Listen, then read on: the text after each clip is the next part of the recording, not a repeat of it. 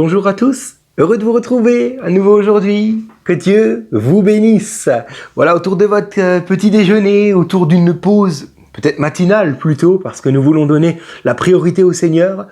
En tout cas, nous voulons tourner nos regards maintenant autour de la parole du Seigneur. Alors, je lis pour vous aujourd'hui Genèse 31, le verset 19, pour nous rappeler simplement un fait. Laban était parti tondre ses brebis et Rachel vola les téraphins de son père. Ensuite donc Rachel, Léa et Jacob et toute la famille s'en vont sans rien dire à Laban. Laban va les rejoindre, on en a parlé hier, rappelez-vous. Puis nous lisons la suite, Genèse donc chapitre 31, les versets 30 à 35. Il est écrit ceci.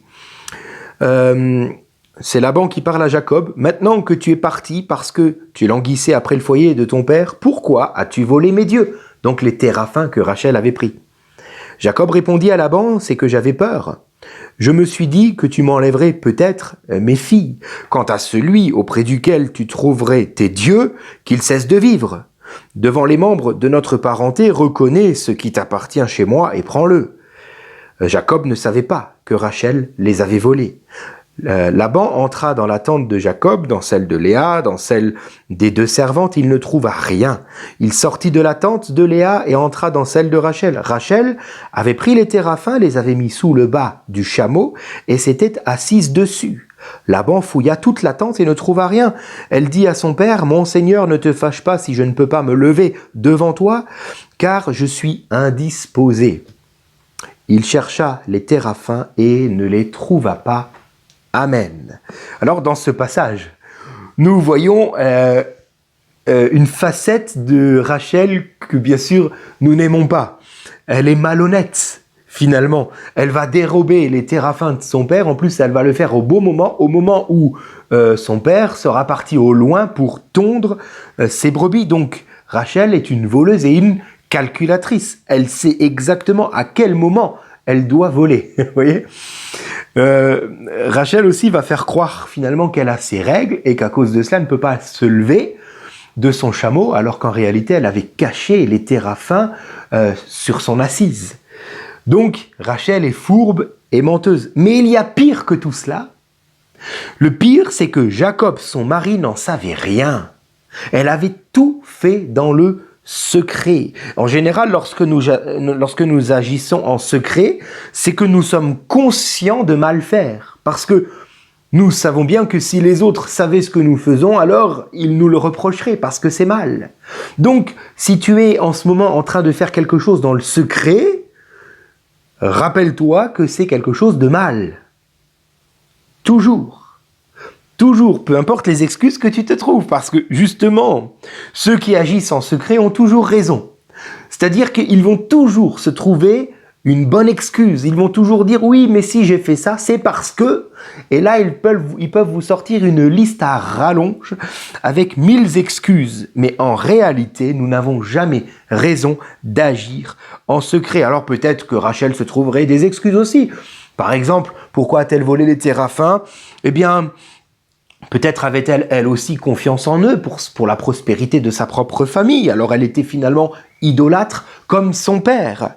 Peut-être avait-elle un attachement sentimental vis-à-vis de ces statuettes qu'elle avait côtoyées finalement pendant toute sa jeunesse dans la maison de son père. Ou peut-être les a-t-elle dérobées simplement pour nuire à son père en disant « c'est bien fait parce que toi le premier tu m'as délaissé ». Peu importe la raison, peu importe l'excuse, Rachel avait tort. Nous avons toujours tort d'œuvrer dans le secret. Pire, Rachel avait tort de n'avoir rien dit à son mari Jacob. Le fait d'agir en secret est toujours un indicateur que nous nous éloignons de Dieu. Pourquoi ? Parce que Dieu est lumière, il travaille dans la lumière. Le diable, par contre, agit toujours dans les ténèbres, dans le secret. Autrement dit, si moi-même je choisis d'œuvrer dans le secret en cachette, je m'éloigne de Dieu et j'ose le dire aujourd'hui, je me rapproche du diable.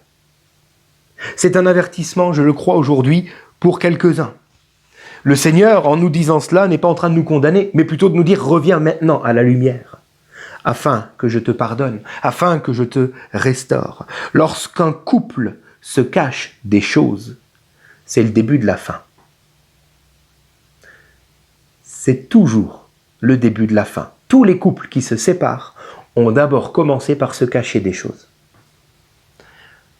Rappelons-nous, par exemple, rappelez-vous, on en avait parlé, que au lieu d'organiser une grande fête familiale pour l'occasion de la bénédiction finale que Isaac voulait accorder à Ésaü, Isaac a préféré bénir Ésaü en cachette, dans sa tente à lui, tout seul, loin du regard de sa femme, qui elle était dans sa tente à elle, certainement juste à côté. Par contre, Rebecca avait entendu la manigance d'Isaac, et vous connaissez la suite, on en avait parlé, toute la famille va être divisée. Tous vont souffrir sans exception. Pourquoi ? Parce qu'Isaac voulait œuvrer en secret. Messieurs, si vous ne l'avez pas encore remarqué, ce qui m'étonnerait d'ailleurs, il est impossible de cacher quoi que ce soit à votre épouse. Ça ne marchera pas. Elle l'entendra toujours, comme Rebecca l'avait entendu pour Isaac, d'accord ? Elle le saura toujours. Et à ce moment-là, gare à vous. Ok ? Alors, surtout, faites tout de suite marche arrière si vous avez commencé quelque chose de mal là, ok ? Mais aujourd'hui, nous ne parlons pas d'un homme qui cache quelque chose à sa femme, mais c'est l'inverse. Aujourd'hui, nous parlons d'une épouse qui cache quelque chose à son époux. Les épouses savent beaucoup mieux dissimuler leur tromperie que les époux. C'est un fait. Désolé messieurs si vous n'êtes pas d'accord avec moi, c'est en tout cas un fait que j'ai constaté. Ok ? Lorsque les époux veulent tromper leur épouse, un peu comme Isaac, ils vont le faire la tente d'à côté, vous voyez ? Ils vont pas loin, ils vont à côté, ils vont faire leur truc là. Bon, ok.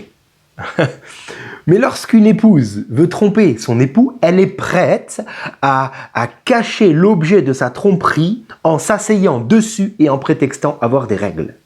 Et là, l'époux, il y voit que du feu. Au point que, comme Jacob, il serait prêt à dire « Maudit soit la personne qui a fait cela », alors qu'en réalité, c'était son épouse. Il n'en savait rien parce qu'il a vu que du feu. Mesdames, laissez-moi vous dire que cette forme de savoir-là, c'est-à-dire de savoir mieux tromper que les hommes peut-être, cette forme de savoir-là n'est pas du tout à votre honneur, car ce savoir est diabolique.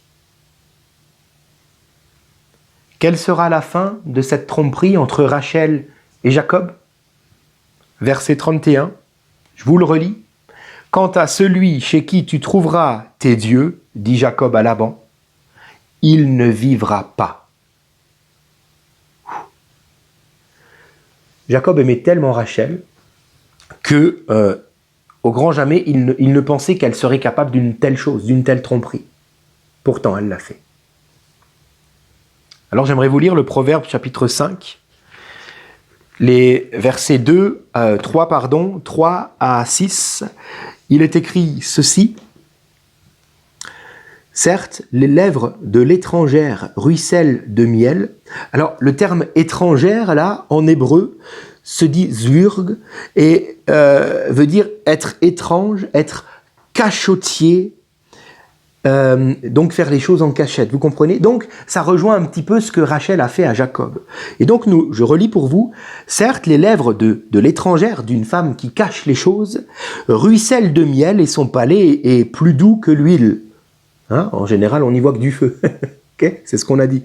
Mais à la fin, elle est amère comme l'absinthe, coupante comme une épée à deux tranchants. Ses pieds, à une telle femme, ses pieds descendent vers la mort. Ses pas aboutissent au séjour des morts. Elle se garde bien d'examiner le chemin de sa vie. Ses voies sont des voies d'errance, mais elle ne le sait pas. La fin d'une telle femme, d'une femme qui trompe son mari, c'est la mort. À moins qu'il y ait repentance, bien entendu.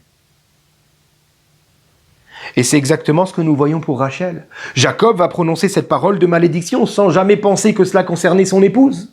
Quant à celui chez qui tu trouveras tes téraphins, qu'il ne vive plus. Rachel effectivement, va mourir en donnant naissance à son prochain fils, Benjamin. Elle mourra trop tôt, parce que Dieu aura entendu cette parole de malédiction que Jacob a prononcée. Alors la leçon pour nous aujourd'hui est celle-ci. Cessons de cacher quoi que ce soit à notre conjoint, si tu es en train de le faire. Par grâce de Dieu, s'il te plaît, révise ta copie, reviens maintenant. Peu importe la raison, tu n'as pas raison. Lorsque nous sommes mariés, nous faisons une seule chair. Si nous choisissons d'agir sans notre moitié, nous courons vers notre perte, nous courons vers la mort, pensant peut-être que l'herbe est plus verte ailleurs. En réalité, c'est une tromperie du diable. Lui se frotte les mains en disant « Bientôt, très bientôt, tu vas comprendre ta douleur. » Reviens aujourd'hui vers ton conjoint. C'est la parole du Seigneur pour toi. Je prie Seigneur, en particulier donc pour les couples mariés, mais aussi pour tous. Garde-nous d'œuvrer en secret, car la fin, c'est la mort. Seigneur, aujourd'hui, tu veux nous avertir afin que nous ayons la vie et la vie en abondance. Aujourd'hui, tu veux avertir les couples afin que les couples soient bénis, Seigneur. Mon Dieu, donne-nous de ne pas agir ou réagir en secret, en trompant le conjoint. Donne-nous plutôt d'aller vers le conjoint pour discuter dans la lumière. Des choses qui vont, des choses qui ne vont pas, afin que tout soit mis sur la table pour qu'au grand jamais, l'un des conjoints ne commence à vivre sa vie de son côté. Seigneur, unis les conjoints. Je crois que cette parole aujourd'hui est pour des conjoints bien précis. Je prie donc pour ces personnes qui se sentent interpellées maintenant, afin que tu les convaincs de péché, de justice et de jugement avant qu'il ne soit trop tard, avant qu'ils ne ferment les oreilles de leur cœur. Mon Dieu, ramène-les vers toi, ramène-les vers leur conjoint, sauve le couple au nom de Jésus. Amen.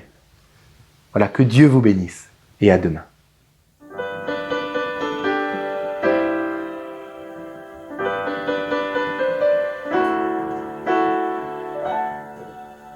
L'accorder pour le recevoir, accepter qu'on l'a pas mérité, repartir pour un nouveau départ, par le pardon,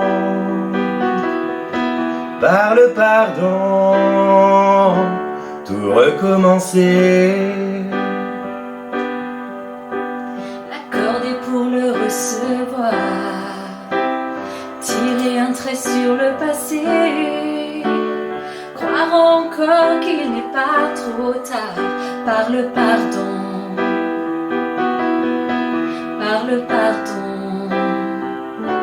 tout recommencer. Sais-tu combien de chaînes il a déjà brisé? Combien de murs de haine devant lui sont tombés? Il est le chemin qui t'emmène vers la vraie liberté. Oh, sais-tu qu'il vient de Dieu? Jésus nous l'a montré. En pardonnant à ceux qui l'avaient crucifié, En mourant sur la croix, pour toi et moi. l'accorder pour le recevoir, accepter qu'on l'a pas mérité, repartir pour un nouveau départ, par le pardon, tout recommencer. L'accorder pour le recevoir, tirer un trait sur le passé, croire encore qu'il n'est pas trop tard, par le pardon,